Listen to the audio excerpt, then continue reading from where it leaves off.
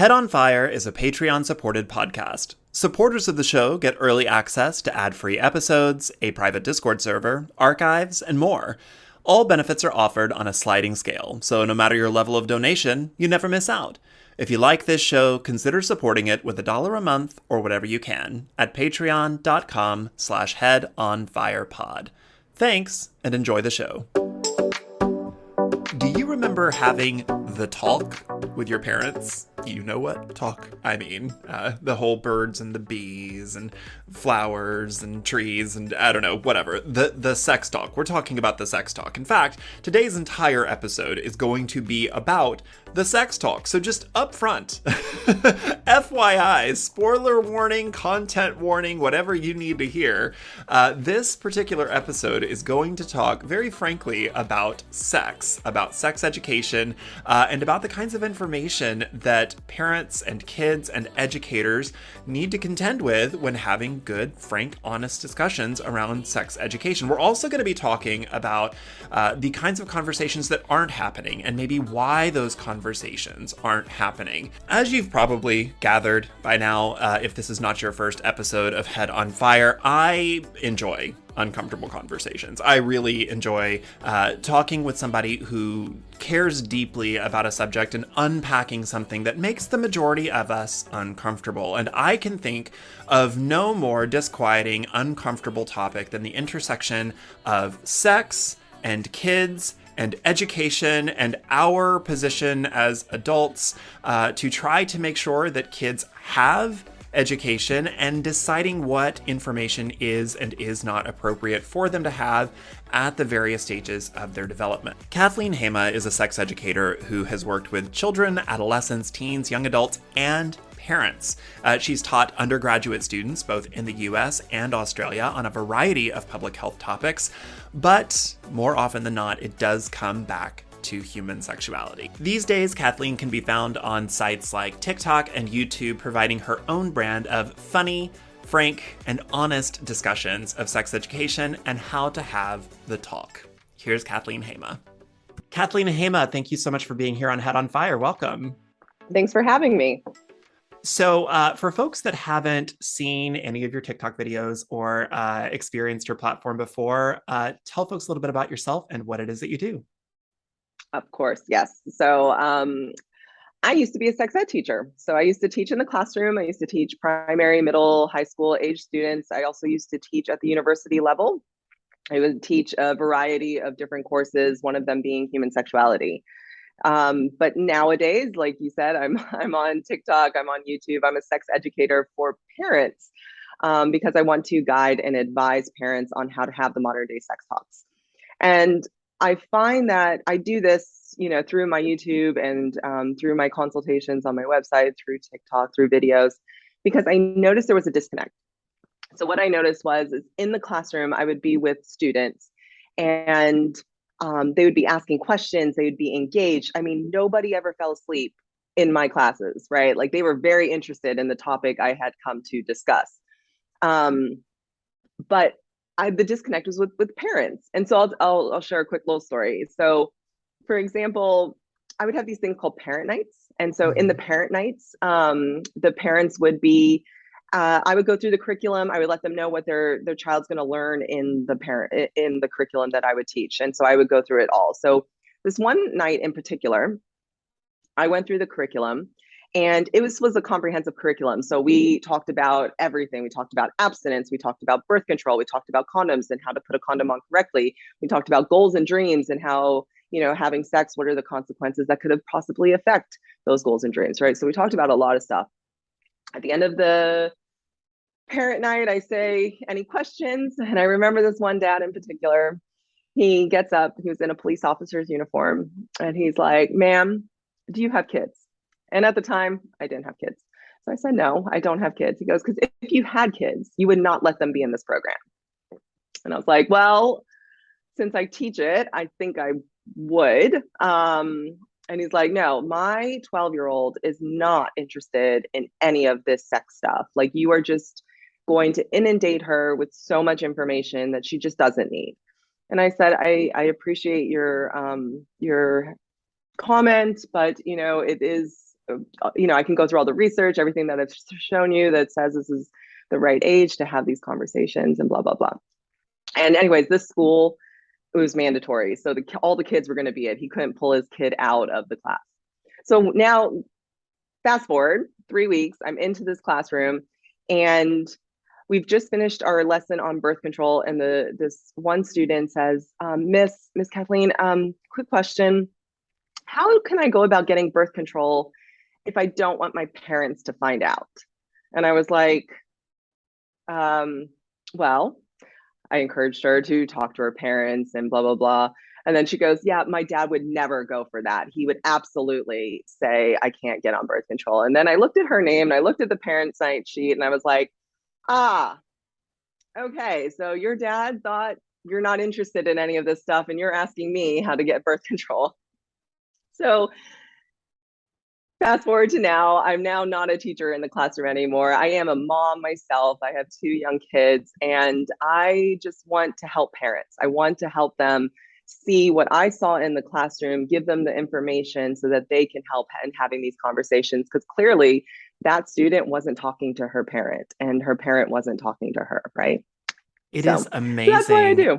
It's amazing how quickly we seem to forget our own histories. Like I cannot be the only adult that remembers being a teenager. Like I can't be the only adult that remembers very clearly having, thoughts about Billy, the Power Ranger, at like a very young age, and just like, what does this mean? Like, just those mile markers of development. It's baffling, because I remember as a kid thinking, oh, I need to remember this because adults act like this never happened to them. And as I became an adult, I was like, I just don't understand how my fellow adults are so precious with certain topics, sex being chief amongst them. That leads me actually into my first question. We will use literally any other language for sex and body parts rather than the correct terms, even while having the talk. In fact, we even call it the talk. Everybody knows what the talk means instead of like the sex talk. That's how we get metaphorical language, like the birds and the bees, or being told that girls have flowers in their pants for some reason. Why do You're you blossoming, think right? something? Why do you Yeah. think we are so uncomfortable talking about sex, and how do we overcome it? How do we get comfortable with that discomfort? That's a great question, right? So now this isn't my opinion. There is research to back this up. I can't think of the research author's name at the moment, but there is research that it looked at and it studied and it asked a ton of adults and parents, why are you uncomfortable with the sex talk? Like, why aren't you having the sex talks with your kids? And I remember the answers of it. So one of them, the main one, was being that they just didn't have the sex talk when they were growing up. So they don't have a reference, right? They don't have, like, how did that go? How did it feel when I remember my parents talking it to me? So they just didn't have it, or they didn't have sex education at all in school. So that they're just unsure of timings. When am I supposed to say this, or when am I supposed to say that? The other thing was, parents are afraid to mess it up.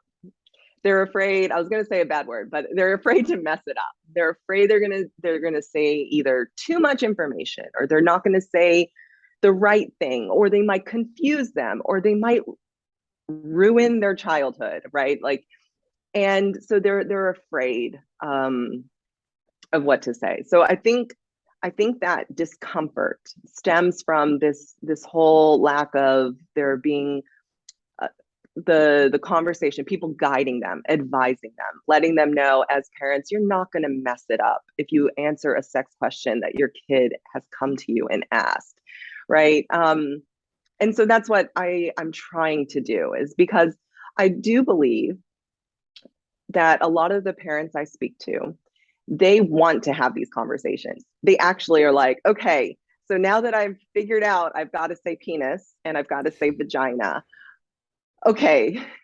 when do I say that? When do I say that? Well, I'm say it when you're changing their diapers. Say it when when you're starting to potty train, right? Say it so it becomes normalized in the home, right? And help yourself say, okay, if I can say just penis and vagina as, did you clean your penis? Did you clean your vulva? You know, are you making sure you're wiping your vulva from front to, you know, if you're saying all those things, then it's going to be easier to talk about, you know, the penis going into the vagina later on, right? Like, you know, it's kind of like this helping you of layering of information. We're going to start here and we'll build you up to here. That makes Does sense. this kind of sidestepping, like when you got a student into your classroom, by what age did you teach when you taught in, I mean, obviously undergrad, you're teaching Yeah. legal adults, but Yeah. when you were teaching kids, what age were you teaching?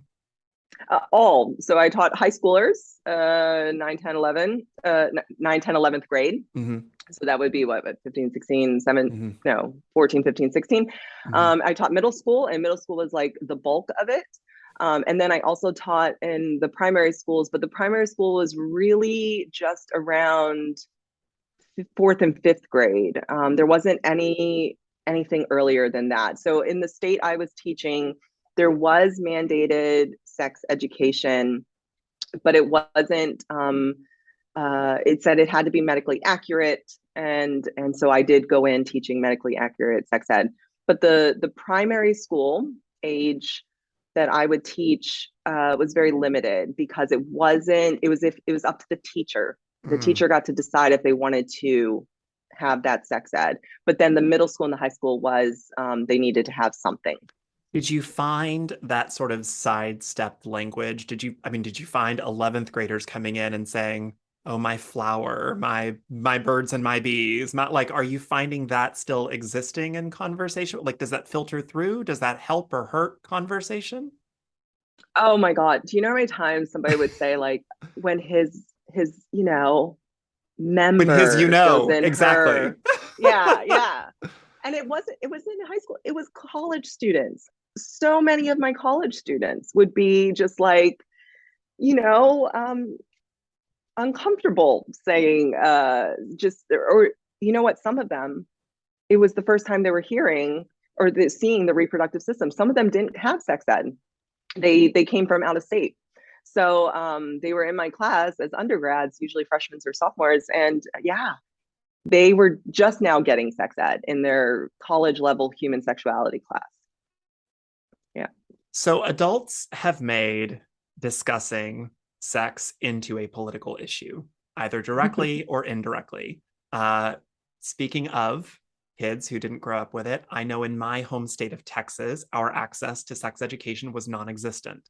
There is no requirement to teach sex ed. And still to this day, I Googled it right before I came on and thought, laws have changed. Of course they haven't, but I thought I would check. They have not. If a school does teach it, they must teach abstinence education. That abstinence is the way to go. Coincidentally, Texas has enjoyed one of the nation's highest teen pregnancy rates for decades, very frequently taking the #1 spot. Those two things can't possibly have anything to do with each other. But I grew up with zero sex ed. There were some very embarrassing conversations that I had with friends in college and into my adult years because I did not know basics at all. Nothing. This creates a number of questions for me. How do you create a sex positive or sex informed environment at home? Do you encourage parents to speak to educators, even though the school itself can't condone sex education? And what are some of the harms of abstinence only education? That's a lot in I your know. question. We'll take it point by point. Don't worry. I've got bullet points. We'll go All back. right, all right. So, All how do right, you so create a sex positive or sex informed environment at home? that's great. So one thing I tell parents is you're the parent and you have this human being that you have to take care of, and you're going to nourish and nurture, and you're going to do a lot of work with, right? You're like, it's amazing being a parent myself. Like they literally know nothing. They know nothing. So you're teaching them everything. And So I try and tell parents that when it comes to talking about sex in the home, it's going to be different, slightly different, because you're going to include your values. Okay. When I was a sex ed teacher in the classroom, I would teach and I would simply provide the factual, medically accurate information in the manner that it was supposed to be delivered, especially when it was like I'm teaching middle school or high school, I'm teaching to the curriculum and the core curriculum for that grade level, right? Now, as a parent, right? Like, okay, let me give you an example. Let's say in the classroom, a student asks me, what's the right age to have sex? If they were to ask me that question and I was in the classroom, let's say it's in a high school, and this was a common question I did get asked. And I would say, as a teacher, there's the legal age of consent, and this is what it is. When considering when to have sex, you need to think about, the mental, emotional, physical considerations that could occur. Think about the consequences, both positive and negative, and think about, are you ready to deal with both positive and negative consequences? And how could you prevent any of those negative consequences? And that would be it. I can't share my value. I can't share my personal, my religious, or my cultural belief around the right age to have sex. But as a parent, and this is what I tell parents all the time, you can share your values. And I think sharing your values is important, but you have to do it after you cover all that factual information first. After you tell them the legal age, after you tell them the considerations, after you talk about the information in a factual way, in an age appropriate way, then share your values. You say, we believe, if you're co-parenting, that the right age to have sex is blah, blah, blah. Or, we believe, or I believe the right age to have sex is, when you're in a committed relationship, or when you're married, or when you're 32, right? Whatever you want to say, then you say it. And I think that's where it gets lost a lot of times, is people jump to the values part of it first. And if we say, okay, everyone's going to have different values, but here's the real nuts and bolts of what we want to make sure everybody knows. They know how to take care of their sexual health. And if we focused on that, I think we would do a lot better in educating our youth. Yeah. You have been in those situations. You referenced it at the top of this interview where parents want to be very involved, or at least want to, I don't know about involved. They want to give you their opinions on the work that you do. And yes, that has been a pretty hot button issue. I mean, I talked to Tell Williams earlier this year, Mr. Williams pre-K, about some of the challenges of being in the classroom with parents that want to tell you how to do your job rather than trying to work with you to educate their child. How do parents that want to be involved in these discussions maybe even be disquieted, maybe even parents that are uncomfortable with the material? How do parents and teachers come together, whether or not the school condones sex education? Is there a way to have that conversation that benefits the child? That's a good question. It's really, it's one of those things where if you take a step back and you say, okay, what questions does the kid have, right? Are they asking any questions? Do they even feel safe or comfortable to ask questions?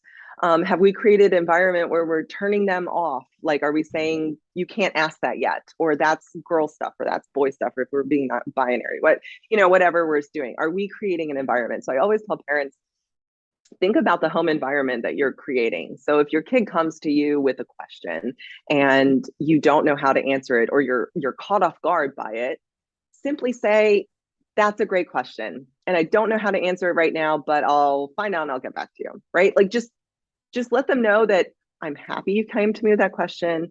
Your education is important to me. I don't want to give you misinformation.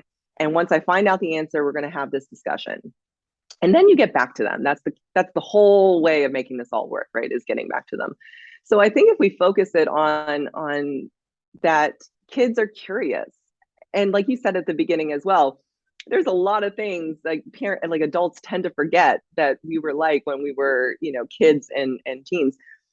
A primary age kid, a kid who's 3, 4, 5, they're like, why does that person have a penis and why do they not, right? Or why is she feeding the baby with her breast and that one with a bottle, right? Like they're just trying to make sense of them. And if we simply just focus on answering their question in a factual way, we can help them to understand the world around them. What's your experience with abstinence-only education? Obviously, you've dealt with students from those environments. What are your views on abstinence-only education?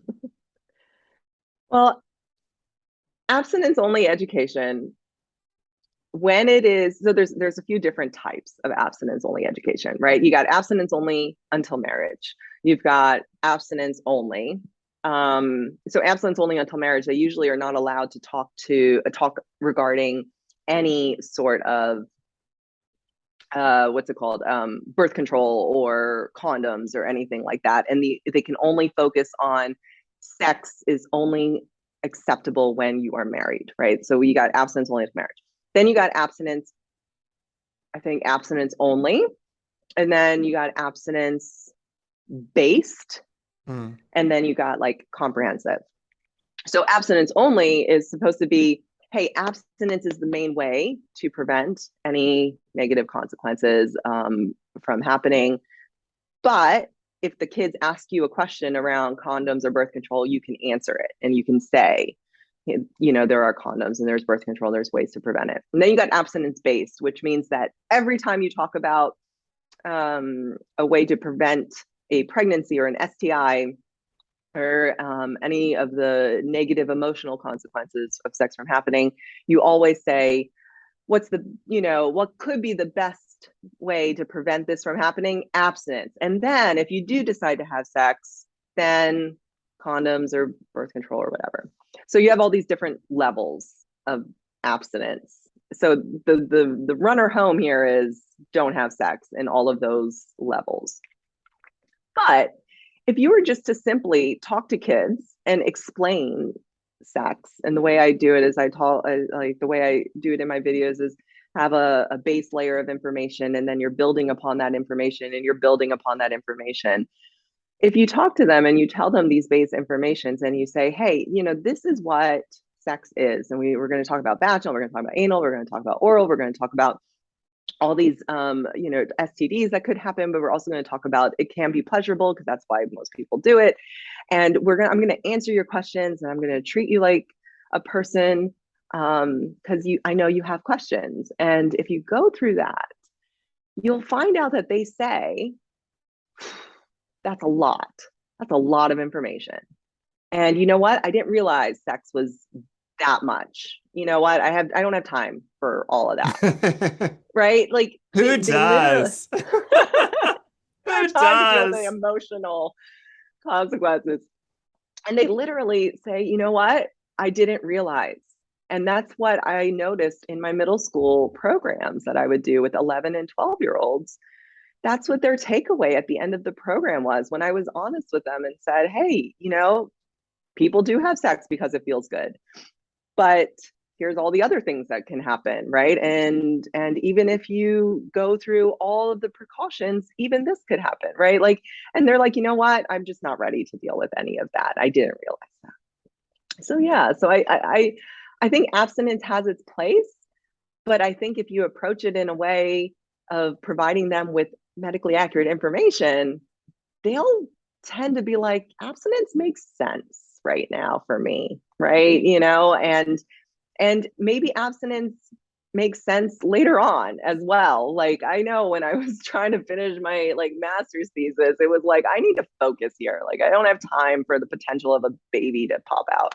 So yeah. So I think if you approach it as abstinence can be used at certain points of your life when you need, and when you don't want to deal with all of that stuff, that's acceptable to do. But here's how you can prevent some of that stuff if you do decide to have sex.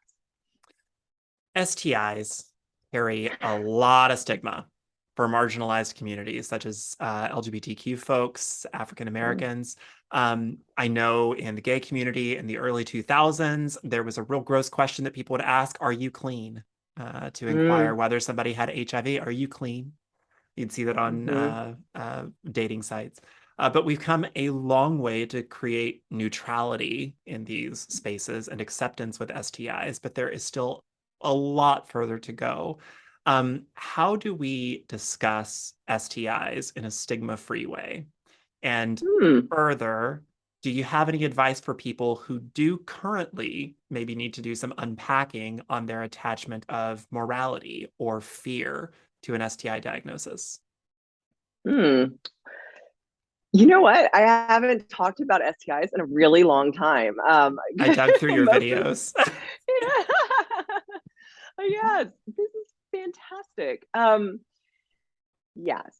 So when you, most parents, most adults, when they talk to kids about sex, it is don't do it so you don't get an STI, right? Like the way to prevent yourself from getting an STI is to not have sex at all. And and yes, that is true, but at the same time, majority of people are going to have sex. So how do you give them the skills and give them the confidence to be able to have conversations with potential partners in a way that, first of all, keeps everybody's sexual health healthy and makes them take ownership and responsibility on their sexual health? How do you do that? And so that is one of the things. I may be kind of just veering off your question just a little bit. It's one of the things that I try and tell parents is your responsibility here is like when you have a young baby, you're at the doctor's all the time. You're asking about every single thing. Like this, like, little runny nose, you're asking about it. They have a cough, you're asking if, what it is. You're every little thing you're at the doctor is asking. And then as they start to get older, you start to not see the doctor as much. You don't need as many immunizations. Their colds are the common cold, and you just kind of keep going on. And then we send them out to into the world, and we haven't told them, how do you make an appointment, how do you talk to a doctor, how do you talk about issues that may feel uncomfortable or you may feel embarrassed about. And if we were to continue that education around, when you go to the doctor, when you were a baby, I asked about your poo all the time. I wanted to make sure you were like everything was good. You'd be surprised how much poo talk there is when you have your baby for the first time. But yeah, you do that. And so I think one of the things with STIs and with kids and with the talk is helping them to develop this not stigma around it, but it's part of taking care of your health. You may get one. This is how you have to deal with it if you do. Here's how you can prevent the potential of getting it. Here's how you can have a conversation with someone. You're right. You don't want to shame them. That's not what the goal is. If you're thinking about having sex with somebody, you're going to be rude to them, right? Like that's, not. So it's about building this level of understanding about their body and their sexual health. And I think a lot of times parents, when I say, once you get past explaining what is sex, you've got a lot more talks coming. So you got to kind of tell them what sex is, and then we got to move on because there's a lot more to cover. I really appreciated that. On your website, you talk about how the talk is not a one-time thing, Mm-hmm. and how it is a series of just ongoing conversations that you are going to Mm-hmm. want to have, that your child is going to want to have, that are going to come in and out of your relationship forever and ever and ever, probably, if you build the right level of trust. Um, Mm-hmm. I think that it's also really important for people who have sex all the way up into adulthood. We just saw some really homophobic stuff with monkeypox in the last year, and Mm. the conflation of it as an STI, even though it is not an STI. Mm-hmm. And a lot of miseducation, a lot of fear uh, regarding that. So I think it's really important for these kinds of conversations to continue and for that stigma to continually be removed from having it, for morality to be removed from diagnosis, from the conversation itself. There seems to be just this I don't know, air about talking about these things that like if you even want access to the information, there must be something wrong with you. Yes, yeah, Um, definitely. Yeah. I feel like I have to ask this question directly, as it is the main Okay. point brought up by all sorts of folks, despite political affiliation. Does teaching kids about sex increase their likelihood of having sex? I think you know the answer to that. Oh, I know the answer, but here's the thing. If I do not ask that, someone listening to this show is going to come away and say, well, I don't want to tell my 9-year-old about sex because then they're going to want to go out and have baby sex. And I don't want my baby to have baby sex. And I'm like, I don't like, so I just need to ask so that I can have it in this audio recording. It's going out to listeners around the world. Yes. No, no, definitely. Please. I'm glad you asked that question. That's a great question. I'm really glad you came to me with that question because I know the answer to that question. And the research, the overwhelming research has shown that teaching kids age appropriate sex ed, providing information around um, contraception and birth control and providing a lesson on how to use a condom correctly does not encourage sexual activity any sooner.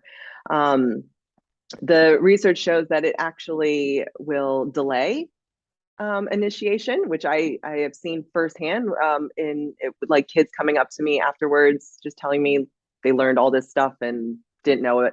So they're just don't want to deal with it right now. It also, in when you teach comprehensive, when you have the condom, the birth control, that kind of stuff, and you provide them with information about it, actually increases their chances of protected sex the first time they actually go to have sex, whenever that is. So this idea that if you talk about sex or you talk about any sexual topic with a child, that they're just going to want to do it, it's been proven that is not how it goes.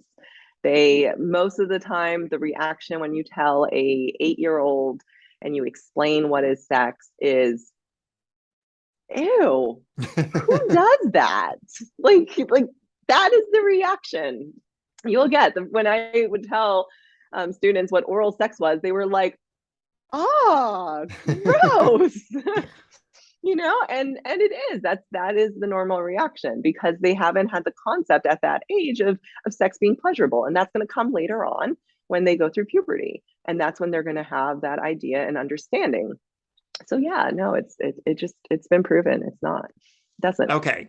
So we are all of us now listening to this, we are all good with sex education. We are all pro sex education. Everybody is good with it. At what age does that begin, and what does that education look like?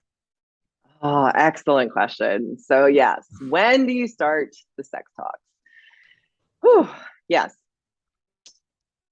you start now. If you're a parent and you have a kid, you start now. I don't care what age your kid is, you start now. And I say that in an almost like jokingly way, but it's true.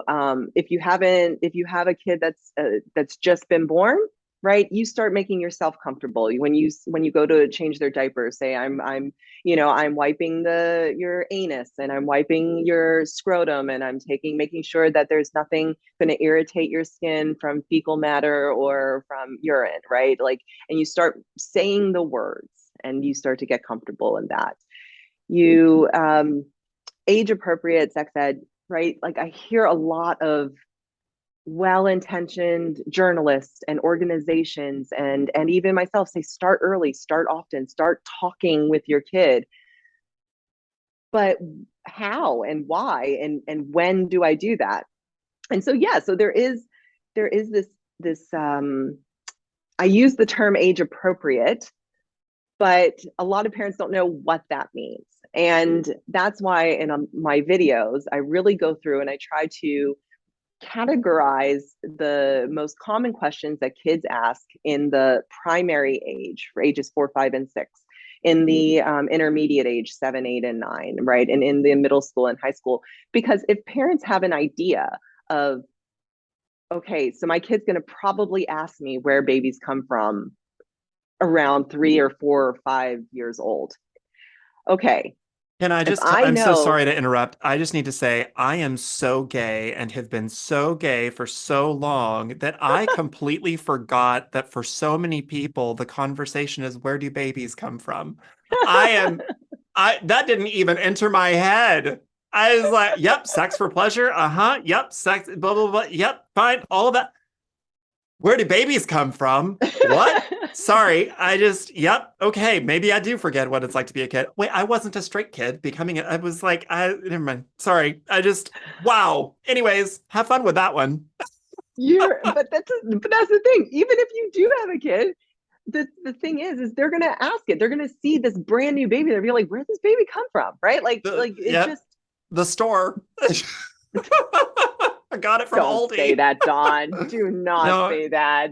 well, if I got one, I had to buy it somewhere, is all I'm Right. saying. So, anyways, Yes, please yes, continue to no. apologize. No, no, no. It's all good. It's hilarious. No, so yeah. Excuse me.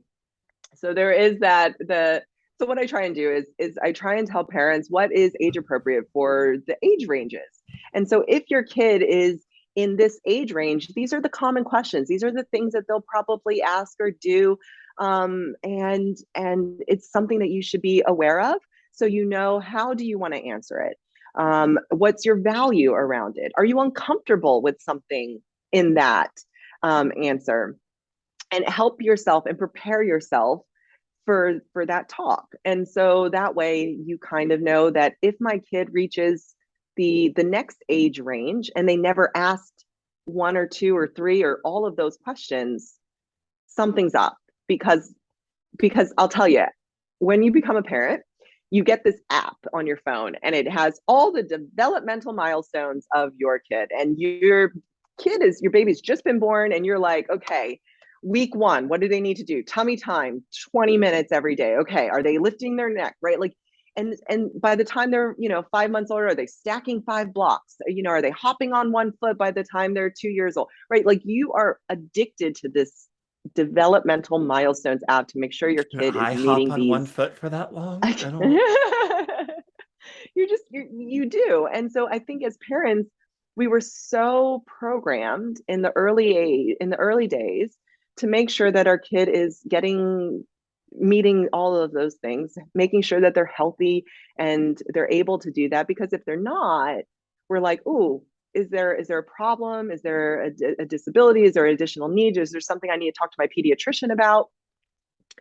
And as they get older, right, so that's why I have the age ranges. Is that because I think as a parent, it's helpful. It says, okay, this is what I should be talking about. And when my kid asks me, why is my penis hard? You don't freak out, right? And you can say, okay, yes, that's normal. You're touching your body, you see your body, you're wondering why this is happening, and here's how I can answer that question. Once again, I'm asking a question that I feel like has already been answered, but I do want to ask it very directly because it does address some fears and trepidations that people have, no matter their political affiliation, no matter whatever. Is there such a thing as too young to begin having these discussions? And I think that plays into the age Hmm. appropriateness, right? And doing that. So there is so when I tell parents, like, you want to create an environment in the home that is safe, that is warm, that's supported, that their child feels connected, right? When your child feels connected to the home, right, they aren't going to go out and search for other people to answer their questions because they feel like they can come to you and they can ask you things.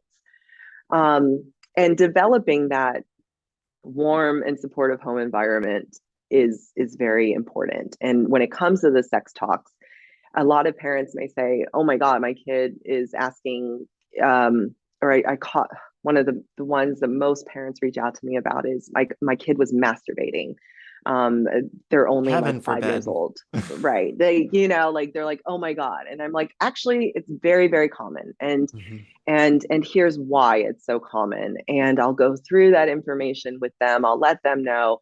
And by the end of it, they're like, I didn't know this. And I was like, yeah, none of us did, right? Like the Mhm. parents, like it's not in our developmental milestones app. So they're not telling us these information. They're not telling us this stuff. But there are some times when if they ask a question or they're doing something that could be a sign of abuse, that could be a sign of they've been exposed to something that at their age they really shouldn't have been exposed to. And those are things to be aware of because a lot of the sex talks and what I try and tell parents is by providing this information, you're giving them the knowledge and information and eventually the skills, right, to be able to protect their health and hopefully prevent any child sexual abuse. And as much as that is uncomfortable for a lot of people to talk about, it's one of the things that comes up a lot from students I've had in the past to commenters talking to me, is just saying like, yes, you should be talking about this. If I had the words to explain this, I would have been able to have, done stopped this abuse from happening. So yes, in a roundabout way, I think I'm answering your question that this is why I have playlists on my YouTube channel geared at different ages. So Mhm. parents can go to that playlist and say, okay, so this is the general Right. normal Not questions that are every asked. question, the conversation you're having with an 18-year-old is not the conversation you're having with a 6-year-old. They don't Exactly, need to right. The be. way, That 6-year-old has very different kinds of questions and different needs and different yes. And access the to way I'm information. Exactly. And the way I'm talking about consent with my 3-year-old when I'm saying, may I give you a kiss? Mhm. Or, will you come over here and sit on my lap while I read you a book? Right. I'm giving her the opportunity to say no to me and then I'm respecting it. It's going to be very different from the sexual consent conversation I have with my 14-year-old. So, but I've put a foundation there Mhm. earlier, right? And that I'm going to be building upon with consent, and it's going to be in all the conversations building up to this. How do you know somebody is consenting to sexual activity, and how do you ask for consent? How do you gauge consent and stuff like that? Something that you just said reminded me, we get so uncomfortable, disquieted by the idea that, oh, our kids are masturbating. Oh, our kids are experimenting with certain things or touching themselves and might be touching others. Um, and what's interesting is how when you even start to have these conversations or you want to make yourself informed, I do keep coming back to this idea that people tell you, oh, well, you're sexualizing a 6-year-old, you're sexualizing a Mm, 9-year-old. And it's like, well, I'm not sexualizing them. I'm acknowledging that something is happening with them. And I want to be in a position to help them through it, to be a resource for them if I can, and to recognize, like you said, potential harm or something like that. mhm. Yeah, I mean, we're all sexual beings, and I Mhm. think this is one of the things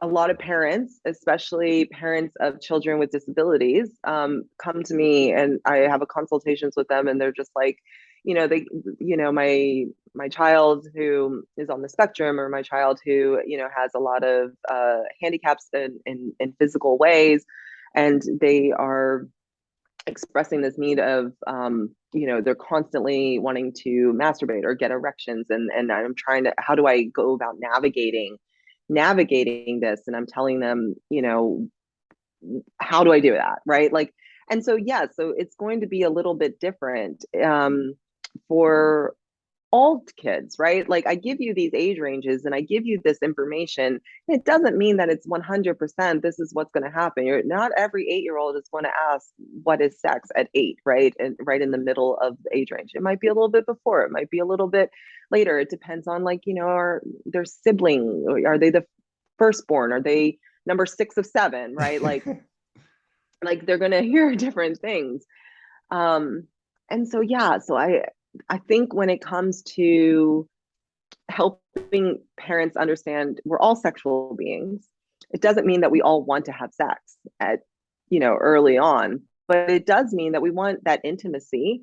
We want to be touched and cuddles. Like every kid wants to have that cuddle. And I love when they want to read books and, it's kind of chilly and we get under the blanket, it's warm and it feels safe. And you're creating that. And so sex, when you think about sexuality, right? I always go back and I can always go into lecture mode about the 5 circles of sexuality and stuff like that. But you have all these different areas, right? And the act of sex is just one. And then you've got intimacy, you've got, vulnerability, that ability to say, I love you to someone, and you don't know what they're going to say back, right? Like you have that risk taking and, yeah. And then you have identity and how you perceive yourself and your orientation and your gender and how you want to express yourself to the outside world and how you want to express your sexuality.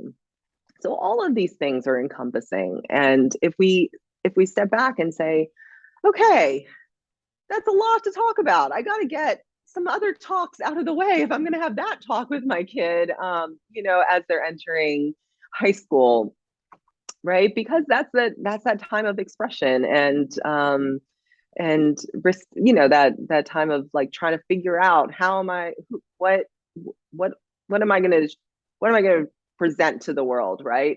And I think one of the things that I did a lot was when it comes to that idea of sexuality and everyone's a sexual being, when you kind of step back and say we're sexual beings from the moment we're born until the day we die, and how that can be different for everybody, but we're not educating our kids about that, we're missing a huge aspect of our lives. Speaking of chunks of the human experience that are left out of these conversations, one of the things that I love most about your platform is it goes beyond the basic heteronormative discussion of sex. How can parents best handle the sex talk with their LGBTQ plus children or with children who have yet to affirm any specific sexual orientation?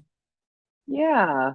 Yeah, no, I'm so glad that you noticed that about my videos and my TikToks, is because yeah, it is so important. I mean, the rates of depression amongst LGBTQ, the rates of suicide, it is extremely high. And it's not right. I mean, the fact that we have this segment of the population that feels so uncomfortable to share who they are, I think it's getting slightly better than it was 20 years ago, than it was 50 years ago, but we're still not at a good point. We're still not there. It's Well, still no, pretty and bad statistics. for any progress that we've made, seeing our queer youth be so politicized these days Mm. is now seeing those rates of depression and suicide start going back up again, and it's It- harrowing. yes, no, it's not. Yeah, it's so I try and tell parents, look, when you have that baby, right, you have no idea what their sexual orientation is. You have no idea what their gender is, right? You have an idea of what their reproductive organs are, but you don't know what their gender is.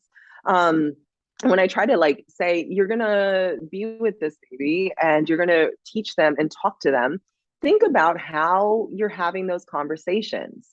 Think about how you're saying to them, well, sex is, and if you only focus on penis and vagina, if they're not that orientation, right, you shut them down, right? So if you eliminate that and you say there are different ways people have sex, and here are some ways that I want to make sure that you're aware, because these are very considered high risk behaviors because they spread the most STIs or they have the most rates of infection if done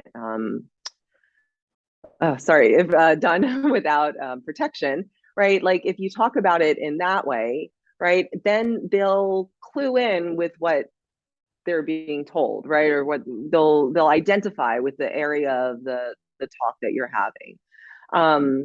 So yeah, so I think parents just need to kind of step back and say, you know what, I made this baby, or this baby is mine, but it's its own person, and I can't wait to meet this person.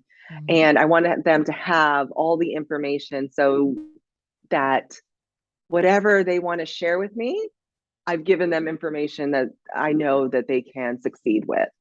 And when I talk to parents and I say them, and sometimes parents are like, well, with my religion, it's not okay. I was like, put that aside, right? Put that aside, because first you got to focus on giving them factual information first so that they can take care of their health. Then you can share with them your religious beliefs. And here's the one thing: a lot of times we forget that our kids are going to develop their own belief system. It may align with the parents' beliefs, it may, or it may not, right? So, what you share with them, you want to make sure that they're getting information to protect themselves and their health, and then share their beliefs. And maybe they say, yeah, your belief is really good, mom. I like that. Or they say, you know what? I don't think I like that, right? Like, and how are you just going to say, well, if you don't believe what I believe, then we're no longer, right? Like, how are you going to do that? And I think for a lot of when I talk to parents, I have some friends who have transgender children, and they still have this pushback from other people in their community who still say the wrong pronouns, and they're still correcting, and they're just like, they're when they step back and they say, I'm supporting my child. My child is Mhm. here. This is what they're telling me, and I'm supporting them, and I am taking care of them because I know what happens, and I've seen the statistics if I don't. And so yeah. So I think it is about I taking would that step rather back have and a saying, happy, alive child than, yes, yeah. yes, The disabled so much. community equally gets left out of sex education, but people with both physical and mental disabilities have sex. What Mhm. can parents or educators do to be best informed of these specific needs? Yeah, yes. And I have talked a little bit about children with disabilities or special needs on my videos. Excuse me. But I think what's really hard is to make a generic video that encompasses everything. It's really, Mhm. really hard because there are so many nuances when Mhm. it comes to different disabilities and different capabilities and all of those things. So I think one of the things that I try to tell parents is, when it comes to including your child in these talks, is to recognize first that they're a sexual being and they're going to have feelings, and that in every aspect you're teaching them life skills. You're trying to teach them to be able to go to the bathroom on their own. You're trying to teach them to be able to cook for themselves. You're trying to teach them life skills so that they have some semblance of independence depending on their abilities. And sex education is a part of that. So, teaching them the social norms around where do you want to take their clothes off, or teaching them the social, the behaviors that are acceptable to do in public and not, is very important with the children. And I think for the majority of individuals, they are capable of learning sex education. It's just the systems that we have in place aren't providing it, right? They're just the school systems and the ways that we have set things up. We've just kind of said, sex is just something we're not going to talk about with that population because it gets a little messy. And Yeah, because we because we're infantilize disabled people. well, very true. Yes, and yeah, so yeah, you have to have these conversations, and we have to include it as part of life skills, as part of growing, even though there may be different aspects to that. And the rates, again, of sexually abused children with a disability are very high. The rates of sexually assaulted adults with disabilities, very high, because we're not doing the proper and sufficient sex education. Something that you said earlier reminds me of a very specific question that one of my listeners requested that I ask. So I wanted to ask. She tells me that she's homeschooling. She homeschools her kids, so she's really excited for this particular interview because she's about to have some of these lessons, and she's glad to have you as a resource. But one of her kids is autistic, and she's wondering how to best address sex education for neurodivergent learners whose emotional maturity and physical maturity are not quite aligned. People that might be more physically mature than they are emotionally mature, or vice versa. Do you have any advice for parents going through that specific educational roadblock?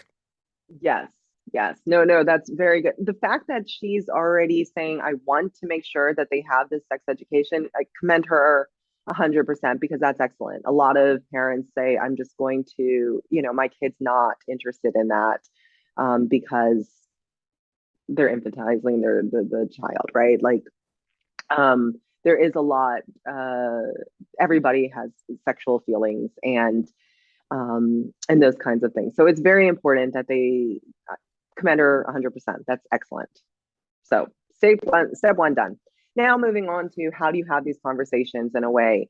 A lot of the time with neurodivergent children, and I'm going to speak generally, I don't know specifically the age and all that stuff, so I'm just going to speak very, very general here is you want to make sure that you're providing the information in a clear and concise manner. You don't want to use euphemisms. You want to be clear with what you're saying, because when it comes to those neurodivergent, if they hear the same message said exactly the same way, it tends to stick more than if you use euphemisms or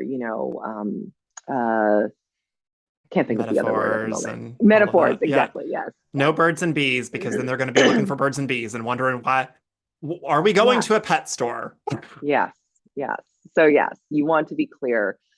Repetition is really good with this population, and being very specific where this is acceptable to do, where this is not acceptable to do.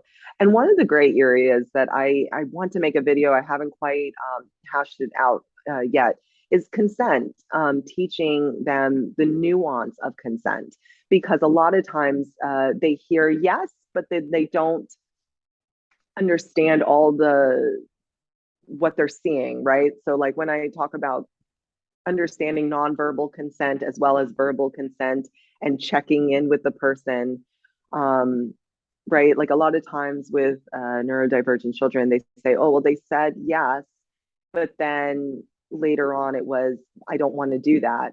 But that wasn't a no to them. It was right? Like it gets a little unclear.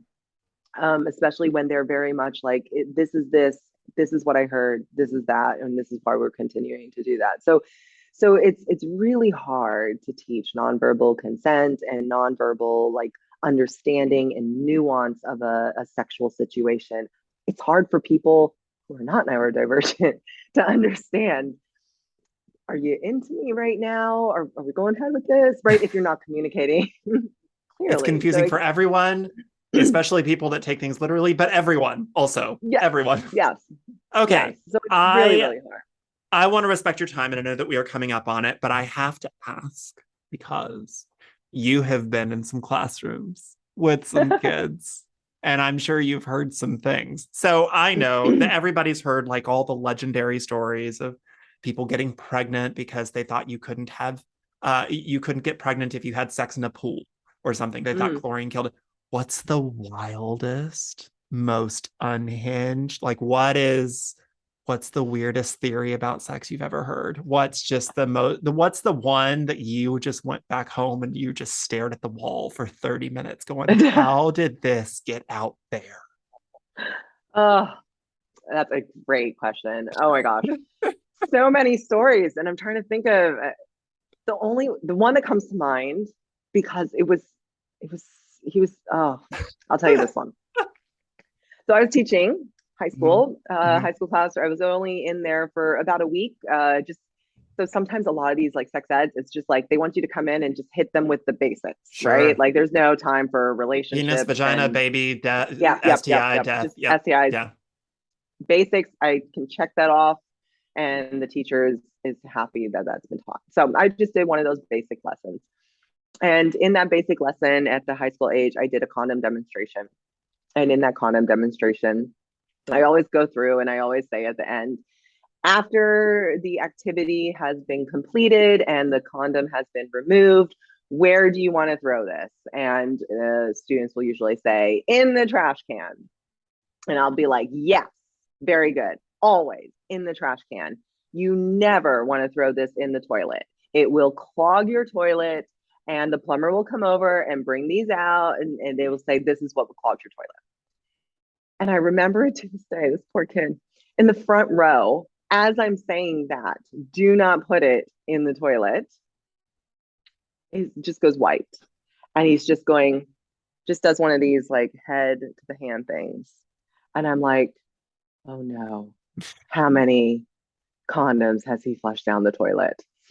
Right? And it's just one of those things. And so I basically just say, all right, I don't bring any attention to him at the moment. And I just say, if anybody has any questions, if anybody wants, I'm willing to stick around after the bell rings, before I head home. If anybody wants to come up and ask me questions. He didn't come up to me, so I have no idea if there was any issues or what happened, but I am dying to know how many he threw down and flushed down the toilet. I wonder if that was my little brother, because he had that problem and there was a plumber called. Yep. Kathleen Hema, thank you so much. You are a joy. I am so glad that we got to spend this time together. I know that you are admirably fighting off a cold, so I do appreciate you spending some time here with me today. If folks want to get a little bit more of you, go watch your videos, go consume your content, where can they do that online?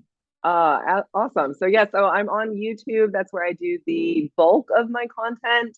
I put out a video every week. And that's really where, if people have questions, I like to answer the questions and dive into the information a little bit more in depth on YouTube. So Kathleen Hema is my YouTube channel. And then of course I'm on social medias.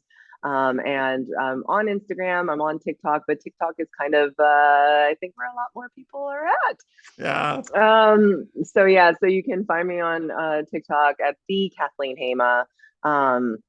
And I'd love to have you there. I do I tend to TikTok the short videos. I do keep them short. And then, if you actually need more information on how to have that talk, you go to my YouTube, and that's where I give you scripts. Like I give parents, you can say something to the effect of blah, blah, blah, blah, blah. And this is how I would say it if I was having this conversation. So there, yep, Kathleen Hema.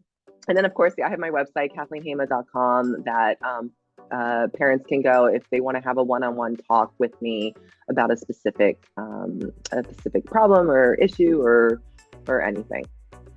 Well, thank you so much for being here today. Thank you. Thanks, Dawn. I'm so excited. This was really fun. And that is going to do it for this episode of Head on Fire. Once again, my thanks to my guest, Kathleen Hema. I do think that you all should go immediately and subscribe to her TikTok and YouTube feeds. They are fantastic. Now, if you like this show and you want to support it, there are a number of ways to help. Consider sharing it with your friends on social media. Doing so, that word of mouth, friend-to-friend recommendation is the best way to boost this up and to get that organic growth going. You can also like or rate the show 5 stars on Apple Podcasts or Spotify, and while you're there, consider leaving a review. Reviews help recommend the show to other listeners like you, and they make the algorithm really happy. If you hate the ads at the beginning and end of the show, consider joining my Patreon on a monthly basis. Patrons receive additional audio and video content, as well as archived episodes, a private Discord server, and fun little goodies sprinkled throughout. Sign up at patreon.com/headonfirepod. If you'd like to connect with me on social media for whatever reason, as we watch all of social media crash and burn at the end of 2022, you can do so at headonfirepod. I am on Instagram and TikTok and still on Twitter. Going strong. It's fun there. Anyways, thank you all so much for tuning in. Thanks so much for downloading and streaming the show, and thanks for telling your friends about it. I'm going to go, but before I do, I always try to do a funny little sign off here at the end of the episode. And this time I was going to go through and read some sort of funny sex ed questions. I found some lists online of different questions that sex ed teachers have gotten. This isn't a question. The student said, "No questions, but I'm scared." And the teacher said, "You should be." So, there you go. Have a good day. Bye now.